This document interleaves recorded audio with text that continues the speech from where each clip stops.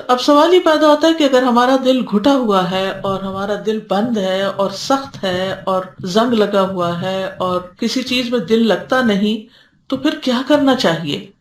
یعنی دل کا علاج کیسے کریں؟ دل کا شرح صدر کیسے ہو؟ تو سب سے پہلے امام ابن قیم کہتے ہیں کہ انسان توحید اپنائے.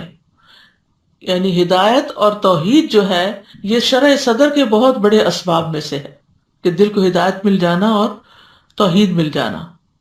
اور شرک اور گمراہی سینے کے تنگ ہونے کے بڑے اسباب میں سے ہے.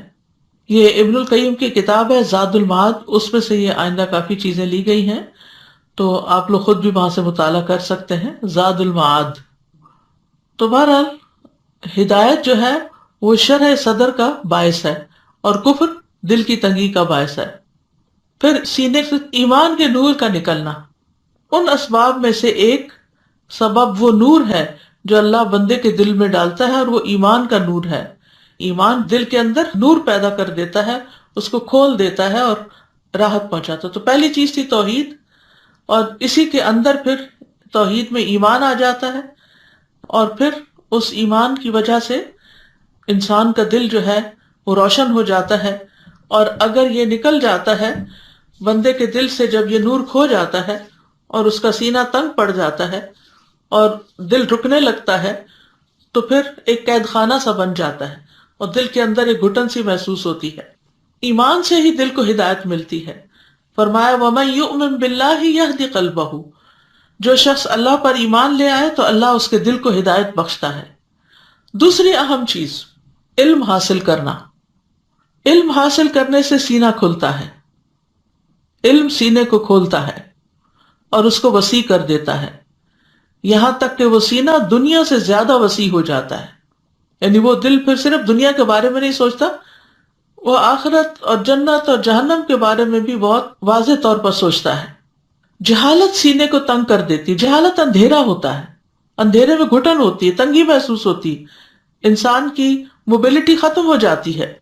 تو جہالت سینے کو تنگ کر دیتی ہے، اس کو بند کر دیتی ہے، اس کو محبوس کر دیتی ہے. تو جیسے جیسے بندے کا علم بڑھتا جاتا ہے اس کا سینہ کھلتا جاتا ہے اور وسیع ہوتا جاتا ہے.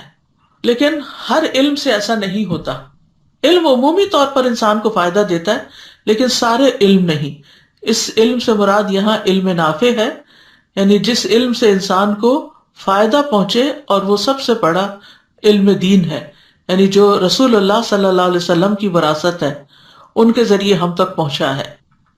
تو جو لوگ اس علم کو صحیح طور پر حاصل کریں اچھی نیت کے ساتھ اور اس پر عمل بھی کریں، تو ان کے سینے کھل جاتے ہیں، پھر وہ دل وسیع ہو جاتے ہیں، اور ایسے لوگ پھر وسعت قلبی کا ثبوت دیتے ہیں. ان کے اخلاق پاکیزہ ہو جاتے ہیں، ان کی زندگی سب سے بہترین ہو جاتی ہے. تیسری چیز اللہ کی طرف رجوع کرنے اور اس سے محبت کرنے سے سینے کا کھلنا.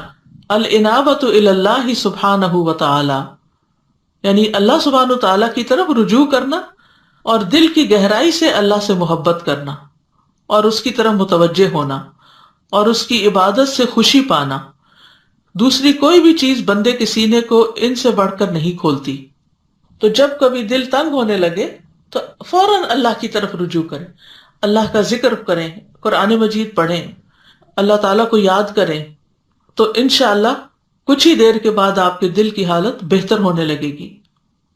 اور علامہ ابن القیم کہتے ہیں یہاں تک کہ کبھی وہ کہتا ہے کہ اگر جنت میں میری یہی حالت ہوگی تو سب سے زیادہ خوشگوار زندگی گزارنے والا میں ہی ہوں گا.